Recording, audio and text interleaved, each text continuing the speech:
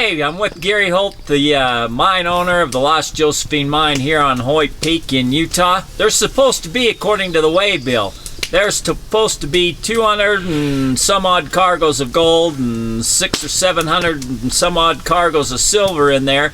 And usually what happens is the government claims it and it's theirs and you're going to jail if you touch it. But Gary, you tell me that legally, rightfully, it's yours, and tell me why and how that is and how that works. Well, when they signed the treaty with Mexico, with the war they had at Guadalupe, Hidalgo, which was a villa close to Mexico City, they agreed to forfeit all their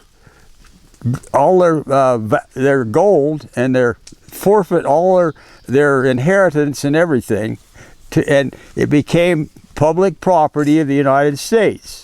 There was a treaty through Santa Anna, and so the public owned all the Spanish gold mines and all the gold in the Spanish gold mines. It was public property. And in 1872, to stimulate the gold for the country, which we needed, they created a law called the General Mining Act of 1872, and it gave people like me and other people who want the right to mine those Spanish mines.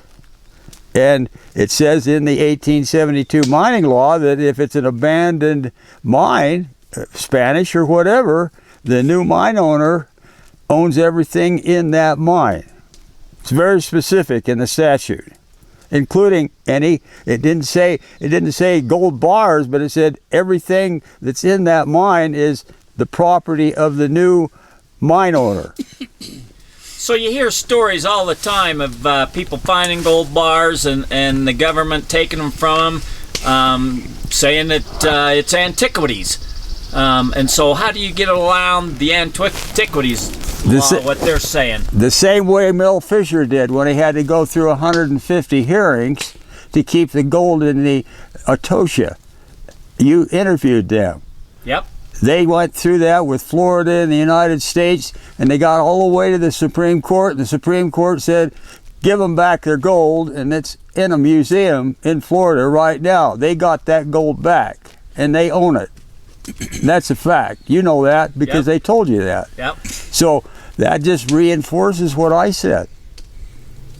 So if you happen to find these gold bars, these silver bars, and you're looking for more than just that. I mean, there's supposed to be a lot more, just raw gold and silver and stuff's up here, but there are these gold bars and silver bars in this mine. Yes. Are you going to tell the Forest Service about this, the government? How are you going to handle that? The Forest Service only has jurisdiction on the surface. They don't have jurisdiction in the mines. No, I'm going to contact the Treasury Department and tell them that I have property that I want them to acknowledge is mine, and for them to review the 1872 mining law and the treaty at Guadalupe, Hidalgo, and confirm the U.S. Code annotated up to the Supreme Court with Mel Fisher.